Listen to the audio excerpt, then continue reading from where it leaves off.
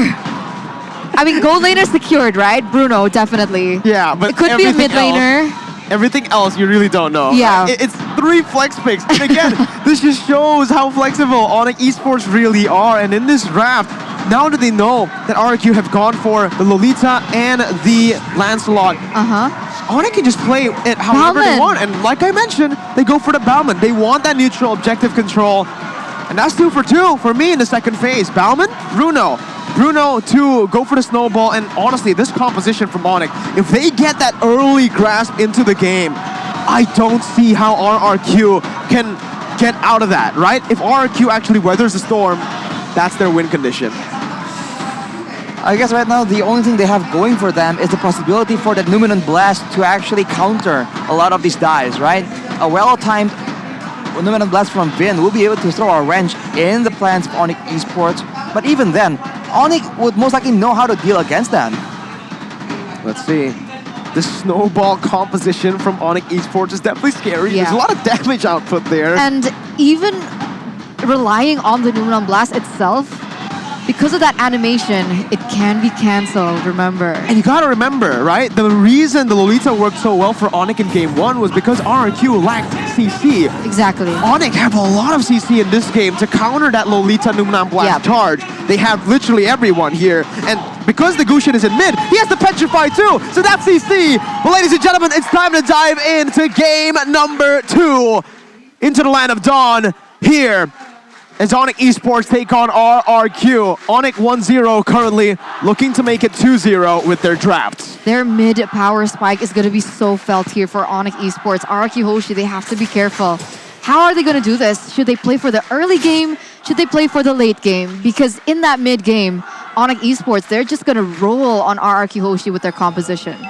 Definitely in the late game, I think. If you look at ONIC Esports, they do very well in skirmishes, but in the 5v5, there's a lot of chance for RRQ Hoshi to go for a combo, to do a lot of damage. But in the early game, they have to be very, very careful. But Albert goes in aggressively. Keyboy is the main target, and he is forced to flicker away. RRQ Hoshi abusing the early game even before the ultimates are ready.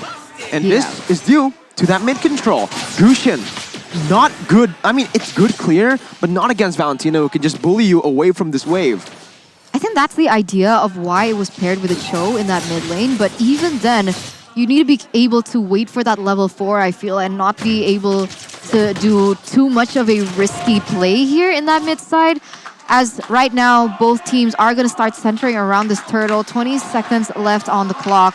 Keyboy still level 2, so I'm not going to expect any crazy plays from ONIC Esports at this point. I think the mid game with a bit more items is where they're going to try and make plays happen. And for sure, I assume that they're going to avoid big fights and go for the skirmishes. But looking at the talent predictions by Axe, only one RRQ vote in both English and Indonesian desks. I actually predicted ONIC, Oh, okay. to be honest, so... Only one. So, only one, all right? If we take it correctly, that means OG, Ranger Moss is the only one who went for RRQ.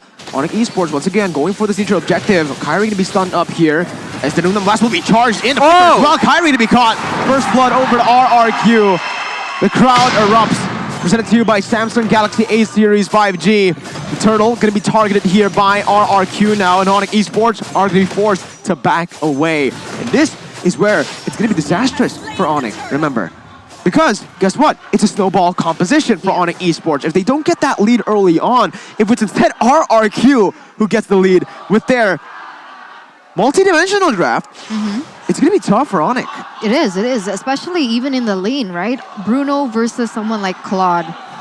Bruno is going to have a really good game in that early. I think his base damage is already super high, even before items. And going against someone like the Claude who needs those items to scale, in the late game, if Bruno doesn't get that early lead, it's going to be very difficult. As in the top side here, R7 is going to be taken down here in a 2v1 situation. And ONIC Esports starting to look for some compensation on the board. Let's see in that bottom side with the Dragon. Going to be popped there, stolen away by Clay. Gets another kill. And RRQ, they're really utilizing this pick potential now in this game.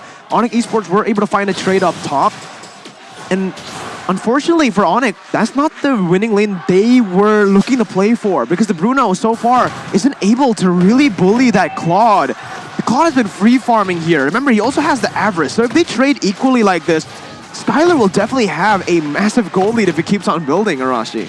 And usually, right, the team that has their gold laner ahead gets a bit more of an advantage in that mid game, because right now in the current meta, that gold lane marksman usually is the primary source of damage. So RRQ Hoshi pressuring really well on all facets of the map, and also making sure that Skylar is not shut down like in game number 1. That might be exactly the win condition that they need, because Skylar has shown that he is absolutely scary if he gets ahead. Silence now picks up the genius one, so lower cooldown. We'll see how much pickoff he can do though, because ooh, RRQ! Another pick here.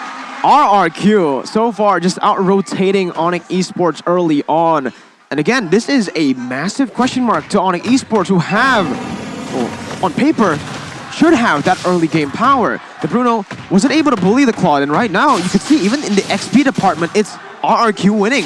Sans though dealing the damage onto Vin. That's a roamer right now as he's trying to funnel the gold in onto CW. The shield comes up, the turtle's taken away, the shield as well. Oh my goodness, Vin is able to get out. That's one more shot by CW though. Finally able to get it, but look at the collapse from both Skylar and Albert. Executes. At what cost, right? 2-for-1 trade here for RRQ Hoshi, as their snowball completely just obliterated here, taken away. Kyrie still able to get that buff though, as there is going to be some compensation on the board as Sans. Skylar still able to outmaneuver him, and Sans now is caught in a bad situation. Another pickoff for RRQ Hoshi. A wiped out for ONIC Esports for any hope in that early game snowball. And Albert just grabbing up the kills like you can get grab food using the promo code grb.to/MPL. Scan the barcode if you're too lazy to type it in, because this game is absolutely insane as Albert is just styling on everyone. ONIC Esports getting baited into a lot of situations, spending a lot of times chasing for kills that allows RRQ Hoshi to collapse and punish the overextension. RRQ Hoshi taking a lead right here with a 2.6 gold lead. Again, RRQ are finding momentum in game 2 instead of 1 like they usually do. ONIC Esports now are in trouble. Albert is snowballing, and he definitely used the axe effect earlier. Vin jumps in, stunning Keyboy up. Keyboy looking to away the dragon, bringing Vin back though. Sans with the petrify as well. Vin gonna be taken down. Keyboy is the one who picks up the kill though. Kyrie jumps in once again onto Clay, who's gonna be forced to back up. Has the way the dragon to disengage. Skylar's there as well. Lethal counter popped in. Skylar has the blazing duet. He's gonna pop it right now as he jumps into the back line and dealing so much damage there. He's gonna be able to zone the other members away. Albert with the play. CW deleted. The class from Albert in game 2. R7 winning in the lane against Boots as well. 3.7k over to the defending Season 9 champions. Albert is sitting at 4-0-3 here in the 7th minute, and he's a level ahead of Kyrie at this point. RRQ Hoshi gonna shift their focus now on the neutral objective, taking this turtle, and this is gonna be the 3rd turtle of the game where ONIC Esports has not been able to obtain a single thing on the map other than those 3 kills. Vin! Oh my goodness, but Keyboy cancels it out. It's not enough though. Keyboy gonna be locked down, and Albert picks up the double. Holy Vin! That engage just out of nowhere. No one expected that. This is exactly what we need to see from Vin. And as mentioned, the Lolita, when it's ahead, it does a lot of damage, and it has very dynamic, surprising engages that ONIC Esports has to constantly worry about, on top of the fact that everyone else is just making dynamic moves around the map, especially Albert.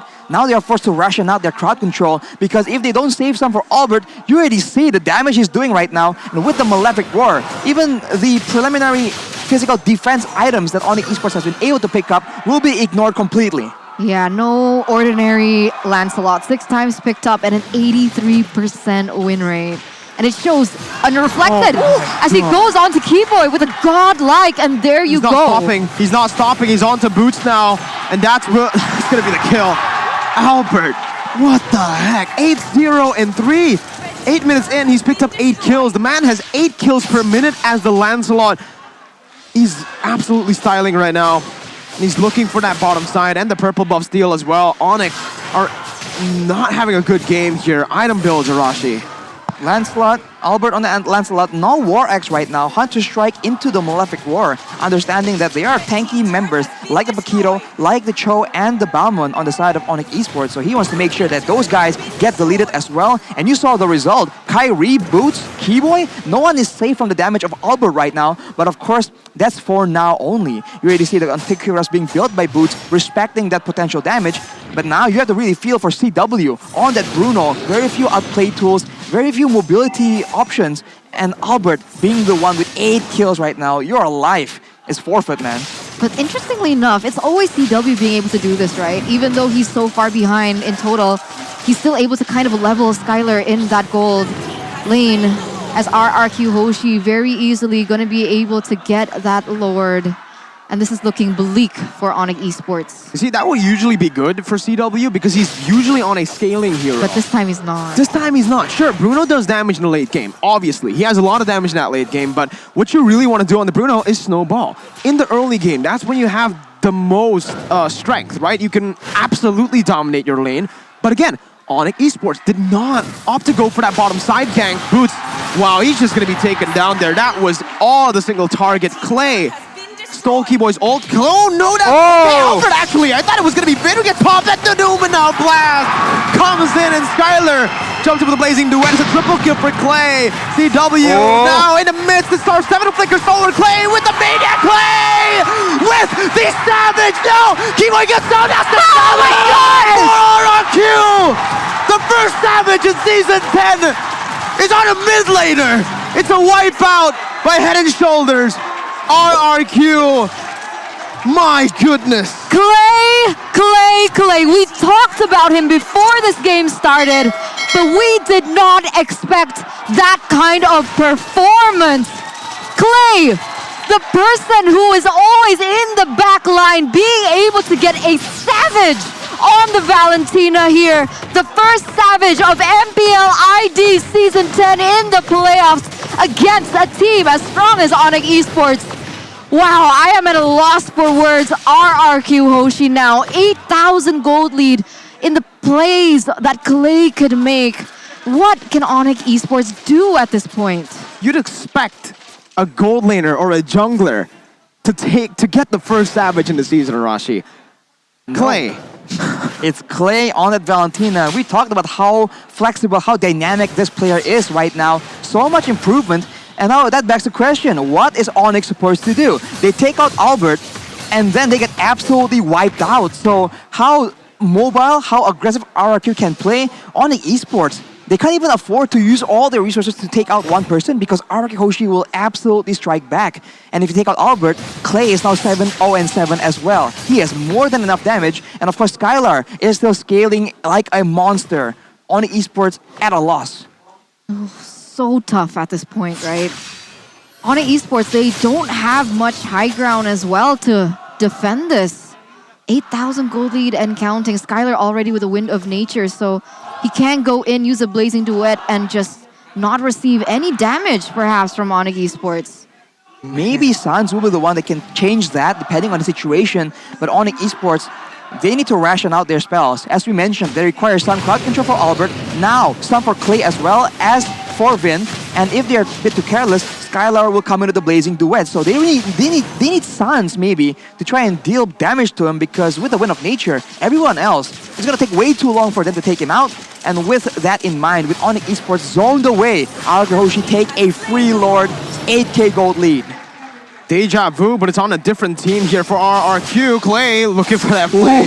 Sans is forced to use the ultimate defensively. And when you're on a Gusion, that just shows that your composition and just you in general, you've been outscaled. 9,000 gold lead for the team that should have the hold in the late game or in the mid game. Definitely not the early full like this. No, it didn't work out. The composition that ONIC Esports brought, unfortunately, it did not work out. And now RRQ Hoshi in the 13th minute with a 10,000 gold lead, approximately one item ahead of each of the members from RRQ Hoshi. And now they're going to look for the final siege. Well, we'll see. Once again, as that's the Enhanced Lord, RRQ can definitely look for a wipe here, but if ONIC Esports are able to micromanage properly with their CC and their damage, they should be able to defend it for now. Lord going to be cleared in the mid lane. RRQ, don't care. They're going to go for that bottom side, taking it out. R7, the shot of damage there as the Lumina Blast will not connect onto anyone. That's a massive restore of the Flicker as well. ONIC Esports, they're going to play, but it's going to be the taunt coming in. Now the damage as well. That's going to be Stance taken down. Boots in the midst as well. Lethal counter over just to get the immortality. And look at the damage everywhere onto the ONIC Esports members. CW is the only one left, and RRQ equalize in game number 2. 1-1 now, as ONIC Esports were able to get that really dominant game in game number 1, but it instantly Uno card from RRQ Hoshi in game number 2. And that was so dominant by RRQ. Unfortunately, ONIC Esports